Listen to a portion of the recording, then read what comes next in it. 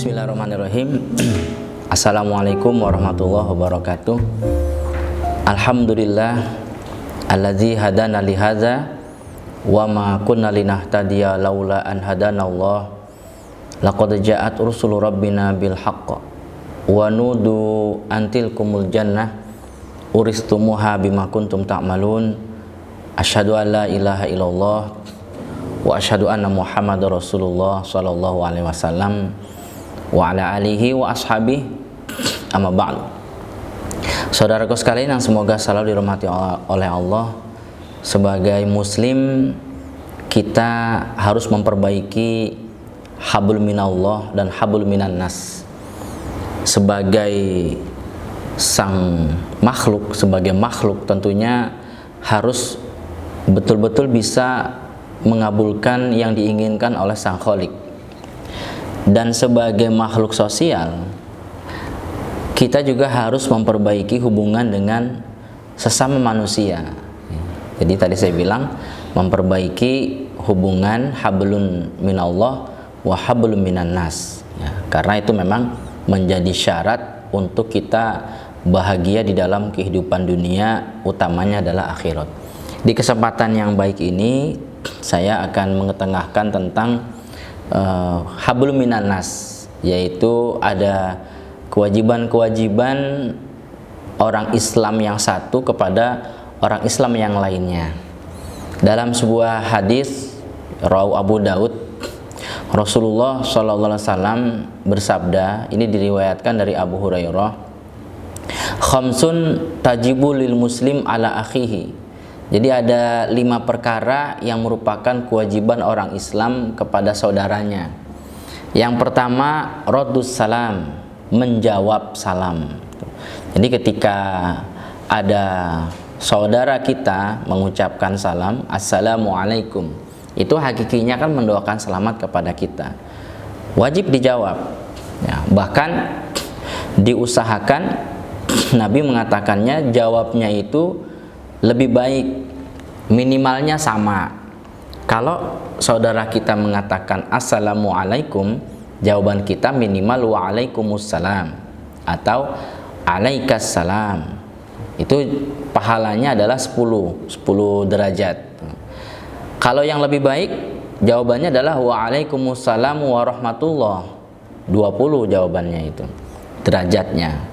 Lebih bagus lagi waalaikumsalam warahmatullahi wabarakatuh, waalaikumsalam warahmatullahi wabarakatuh, 30. Ada lagi jadi selain lebih bagus lagi, waalaikumsalam warahmatullahi wabarakatuh wa maghfiratuh, 40.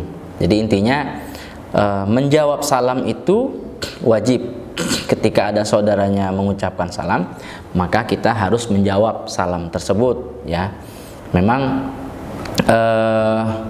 ada juga hadis menyatakan kalau yang mengucapkan salam itu dari sebuah rombongan, satu orang mengucapkan salam mewakili rombongan, dan kita pun posisi kita ada di dalam beberapa orang juga rombongan, maka yang menjawab boleh perwakilan saja salah satu. Seandainya mau jawab semua, ya lebih bagus, silahkan, tapi minimal gugur kewajiban. Itu yang pertama. Yang kedua itu adalah watashmiyatul atis, ya, watashmiyatul atis, mendoakan orang yang bersin. Jadi bersin itu disukai oleh Allah. Kalau nguap itu kebalikannya, ya, kebalikannya dari bersin. Jadi kata Nabi itu dalam hadis Bukhari, ya, dalam hadis Bukhari, idza atasa ahadukum falyaqul alhamdulillah. Ketika salah satu kalian bersin, maka supaya mengucapkan alhamdulillah. Wal yaqul lahu akhuhu aw sahibuhu. Kemudian saudaranya atau temannya yang mendengar itu supaya mengucapkan yarhamukallah. Yarhamukallah itu semoga Allah menyayangi engkau. Fa iza qala lahu yarhamukallah falyaqul. Ketika saudara atau temannya itu mengucapkan yarhamukallah, maka si orang yang bersin ini supaya mendoakan juga dong, ya, yaitu yahdikumullah wa yuslihu balakum. Semoga Allah memberikan petunjuk kepada kamu dan juga memperbaiki tingkahmu yang bersin. Hacim, alhamdulillah. Kemudian yang mendengar yarhamukallah, yang bersin ngomong lagi yahdikumullah wa yuslihu balakum. Tuh. Jadi memang menjadi kewajiban ya, menjadi kewajiban kita ini untuk menjawab orang yang bersin. Ya, tadi seperti yang saya katakan bahwa memang bersin itu disukai oleh Allah. Dan makanya ketika bersin supaya memuji pada Allah. Kalau nguap itu Allah sebenarnya nggak suka, ya, makanya kalau pas nguap itu ditutup mulutnya dan jangan mengucapkan ha gitu. Karena kalau orang nguap kemudian mengucapkan ha itu berarti syaitan numpang tertawa lewat mulutnya. Kalau ada orang bersin itu tidak mengucapkan alhamdulillah, ya nggak usah dijawab. Jadi yang wajib didoakan itu adalah orang yang bersin dan dia mengucapkan alhamdulillah. Ada juga dijelaskan dalam hadis itu, di hadis Bukhari juga ya. Di hadis Bukhari juga itu dijelaskan oleh Anas bin Malik. Jadi kata Anas bin Malik, atau sarojulan indan Nabi sallallahu alaihi wasallam. Ada dua laki-laki yang bersin di dekat Nabi. Fasyammata ahadahuma walam yusammitil akhar. Yang satu, katakanlah si A yang bersin itu didoakan oleh Nabi. Tapi yang kedua, yang satunya lagi enggak didoakan oleh Nabi. Faqala rajulu ya Rasulullah, syammata hadza walam tusammitni. Lalu si laki-laki yang tidak didoakan dia ngomong, Nabi kenapa engkau mendoakan dia yarhamukallah sedangkan saya tidak didoakan? Kenapa Nabi? Kok Nabi begitu? Kata Nabi, inna hadza hamidallah walam tahmadillah.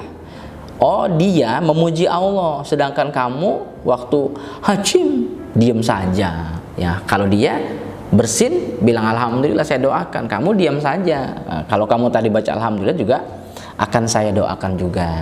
Nah, itu intinya bersin itu memang suatu amalan yang ketika saudara kita bersin maka kita harus mendoakan dengan catatan dia membaca doa itu. Nah, kemudian kewajiban yang selanjutnya adalah wa ijabatud dakwah, yang ketiga ya. Jadi yang pertama kan menjawab salam, yang kedua mendoakan orang bersin, yang ketiga adalah mendatangi undangan, wa ijabatud dakwah. Jadi ketika kita diundang maka supaya datang. Nabi Muhammad SAW itu tidak malu mendatangi undangan, walaupun yang mengundang itu adalah janda yang duafa, janda miskin. Beliau nggak malu, bahkan sering juga beliau berjalan bersama anak yatim, orang miskin, janda yang duafa itu. Sering beliau itu dengan orang-orang yang miskin itu. Termasuk ketika diundang pun beliau akan datang. Siapapun yang mengundang, yang penting dia adalah orang Islam. Jadi wajib mendatangi undangan. Jangan kita pilih-pilih. Oh, yang ngundang ini orang kaya datang. Oh, yang ngundang ini orang miskin. Paling hidangannya juga apa sih? Akhirnya nggak berangkat. Dengan meremehkan itu sudah salah. Karena itu adalah kewajiban. Namanya kewajiban kan harus dijalankan. Seandainya kita ada keterbatasan waktu, fisik mungkin sedang sakit ya, dan kita tidak ada niat meremehkan nih orang yang mengundang, seandainya kita tidak bisa datang, kita beritahu, kita izin, mohon maaf saya tidak bisa hadir dalam undangan Anda hari ini karena kondisi saya tidak memungkinkan, entah mungkin sedang di luar kota atau mungkin sedang sakit atau ada keperluan yang lain yang nggak bisa ditinggal tuh. Nanti bukti bahwa kita itu memang tidak ada niat untuk tidak datang, akhirnya di kesempatan lain mungkin kita bisa datang berkunjung menggantikan undangan yang kemarin kita tidak datang. Bisa seperti itu. Seandainya memang tidak ada waktu, ya cukup dengan berkabar kita nggak bisa, mohon izin nggak bisa datang. Jangan tidak ada kabar sama sekali, karena ini adalah suatu kewajiban. Yang keempat itu adalah wa iyadatul marid, menjenguk orang yang sakit. Ini pun sama nih sifatnya seperti menghadiri undangan itu. Jadi kalau orang yang sakit itu orang kaya dijenguk, giliran yang sakit orang miskin nggak dijenguk. Orang Islam nggak begitu. Ya, sesama muslim, selama saudara kita itu muslim, kalau dia sakit maka kita jenguk. Ya, bahkan bukan muslim saja ya, status dia tetangga kita. Orang Islam itu harus berbuat baik kepada tetangga, apapun agamanya dia. Ketika dia sakit kita jenguk. Kenapa? Karena dia adalah tetangga kita. Man kana yu'minu billah wal yaumil akhir falyukrim jarahu. Barang siapa beriman kepada Allah dan hari akhir, maka supaya mengagungkan atau memuliakan tetangganya, berbuat baik kepada tetangganya. Nah, khusus menjenguk orang sakit ini, kalau kita nggak lakukan, kita tahu saudara kita sakit, tapi kita nggak menjenguk, itu nanti dari kiamat akan ditegur oleh Allah.